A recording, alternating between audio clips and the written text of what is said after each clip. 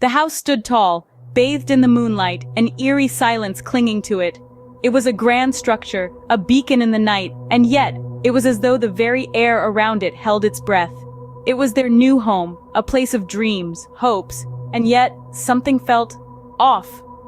The family, brimming with anticipation, couldn't quite put a finger on this unsettling quiet that seemed to pervade every corner. Meet the Johnsons. There's Robert, the hard-working father, always with a ready smile. Then there's Linda, the loving mother, her eyes always filled with warmth and care. And of course, their two children, young Timmy, a bundle of energy, and sweet little Sarah, with a heart as big as her dreams. They were ready to start a new chapter, ready to fill this home with laughter and love. Little did they know, they were not alone in their new sanctuary. As the days passed, the family began to notice strange occurrences. The house, they thought, had a mind of its own.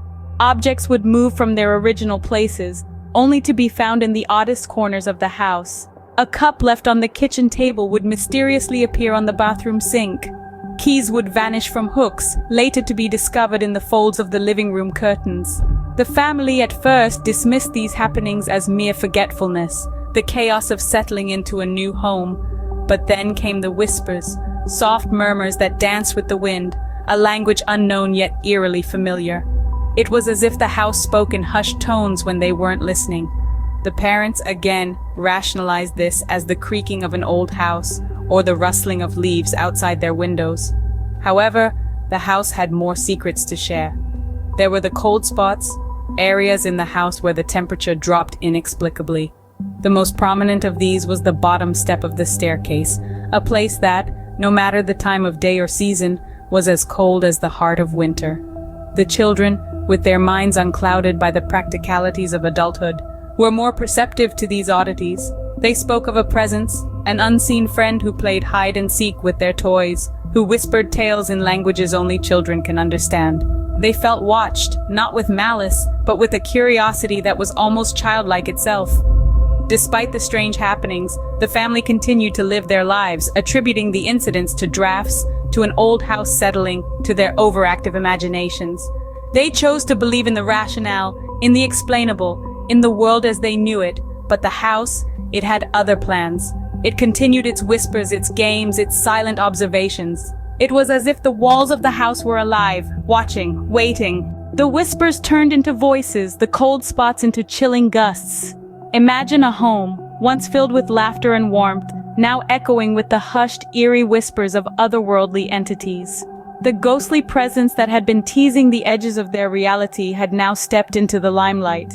The shadows no longer stayed confined to the corners but danced in the open, revealing forms that should not exist, but did. The family's daily lives began to play out over a backdrop of spectral apparitions, not just seen but felt. A brush of icy fingers on a bare arm, a caress of cold breath against the neck, a spectral hand reaching out from the darkness. The line between the living and the dead blurred, and the family found themselves living in an eerie limbo, a chilling blend of the mundane and the supernatural. The children, innocent souls that they were, bore the brunt of this haunting. Their laughter turned into petrified silence, their playrooms into dreaded chambers. Every night they would huddle under their blankets, their eyes wide in terror, as the spectral figures flitted around their room. Their once safe haven was now a theater of horror. The parents, once the pillars of strength, found themselves crumbling under the relentless onslaught of fear. Their once dreamy eyes now mirrored the terror of their children. Their hearts bled for their helpless children, and they were at a loss, unable to protect them from the unseen terror that lurked in their own home. This was a tale of fear, fear that seeped into their bones and chilled them to their very core. The once comforting silence of their home was now filled with the whispers of the unseen, the laughter of the ghostly, the cries of the terrified. Every creak, every whisper, every shadow became a source of fear. Their home, their sanctuary, had turned into a haunted playground for the unseen. What once was their dream house, now a nightmare they were living. Desperate to reclaim their home, the family decided to confront the unseen.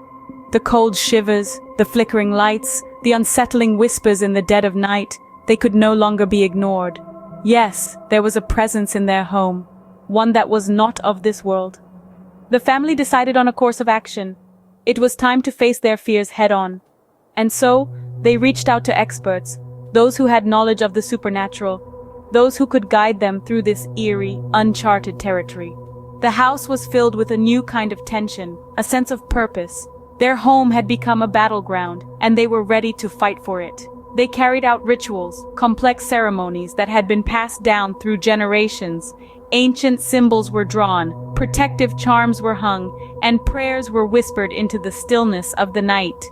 Each action was a plea, a request for peace, a demand for the spirits to leave their home. And then they tried to communicate. They reached out to the spirits, their voices trembling but resolute. They asked questions, trying to understand why these entities had chosen their home. Was there a message, a warning, or was it simply a restless spirit, lost and confused? The family spoke to the unseen, hoping that their words would pierce through the veil between the living and the dead. Their attempts were fraught with a sense of urgency. Every creak, every chill, every flicker of shadow seemed to hold a new threat. They were walking a tightrope, balancing fear and determination, always one step away from a chilling encounter. But with every passing day, their resolve grew stronger. They had been pushed to the edge, but they would not be defeated. They would reclaim their home, even if it meant facing the unknown, even if it meant living on a constant edge. And so, the battle continued, the family against the unseen. Would they manage to banish the spirits, or were they doomed to live in fear? Only time would reveal the answer to this haunting question.